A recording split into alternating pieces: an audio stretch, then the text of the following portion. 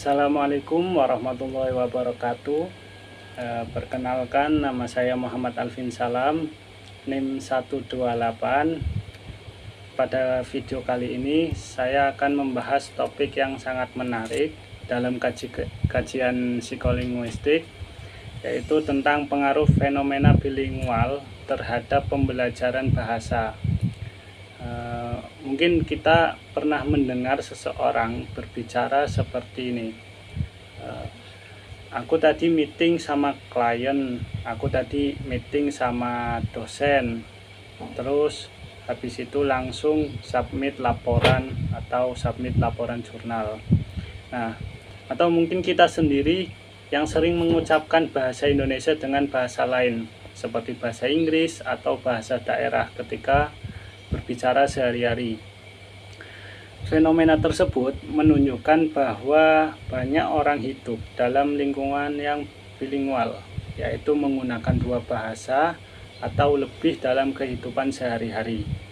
Di Indonesia sendiri, sebagian besar masyarakat sebenarnya bersifat bilingual karena menggunakan bahasa daerah dan bahasa Indonesia secara bergantian.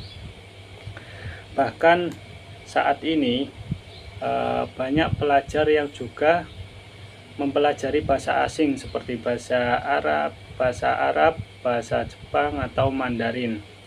Lalu pastinya muncul pertanyaan yang menarik, apakah kemampuan menggunakan dua bahasa tersebut dapat membantu proses pembelajaran bahasa atau justru menimbulkan kesulitan? Nah, untuk menjawab pertanyaan tersebut, pada video kali ini saya akan menjelaskan beberapa teori tentang bilingual dalam perspektif psikolinguistik, menganalisis fenomena nyata yang sering terjadi, serta membahas implikasinya bagi pendidikan dan pembelajaran bahasa. Dalam psikolinguistik, bilingualisme adalah kemampuan seseorang untuk menggunakan dua bahasa dalam tingkat tertentu. Menurut Francis Grosjean, seorang bilingual bukanlah gabungan dari dua penutur monolingual dalam satu tubuh, melainkan individu yang menggunakan dua bahasa sesuai kebutuhan dan konteks sosialnya. Psikolinguistik mempelajari bagaimana bahasa diproses di dalam pikiran manusia. Pada individu bilingual, kedua bahasa yang dimiliki tidak tersimpan secara terpisah sepenuhnya, melainkan saling berinteraksi dalam sistem kognitif. Salah satu fenomena yang sering muncul adalah kode switching atau alih kode, yaitu perpindahan dari satu bahasa ke bahasa lain dalam satu percakapan. Contohnya, saya sudah belajar untuk ujian, but I'm still nervous. Nah, fenomena ini bukan berarti seseorang tidak menguasai bahasa tertentu, melainkan menunjukkan kemampuan otak dalam mengakses lebih dari satu sistem bahasa secara bersamaan. Lalu ada pendapat juga dari Alan Bialystok, penggunaan dua bahasa secara aktif dapat meningkatkan fungsi eksekutif otak seperti kemampuan memusatkan perhatian, mengendalikan gangguan, dan berpindah tugas secara fleksibel. Sementara itu, model pemrosesan bahasa bilingual yang dikembangkan oleh Judith F. Kroll menjelaskan bahwa kedua bahasa yang dimiliki seseorang aktif secara bersamaan ketika berkomunikasi.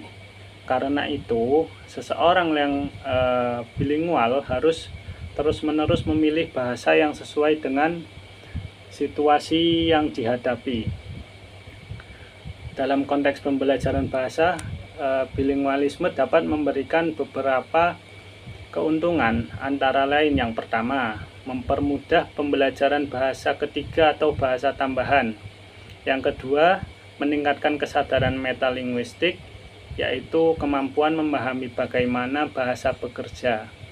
Yang ketiga, meningkatkan fleksibilitas kognitif. Yang keempat atau yang terakhir, membantu kemampuan memecahkan masalah dan berpikir kritis.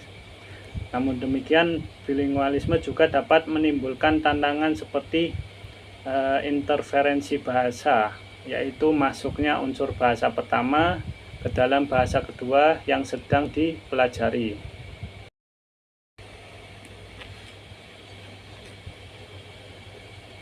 Pada bagian ini, saya akan menghubungkan teori dengan fenomena nyata yang sering kita temui. Misalnya, saya melakukan wawancara sederhana terhadap seorang mahasiswa yang sehari-hari menggunakan bahasa Jawa, bahasa Indonesia, dan bahasa Inggris. Ketika berbicara, ia sering mengatakan, nanti setelah kelas aku mau review materi dulu sebelum meeting organisasi. Kalimat tersebut menunjukkan adanya kode switching antara bahasa Indonesia dengan bahasa Inggris.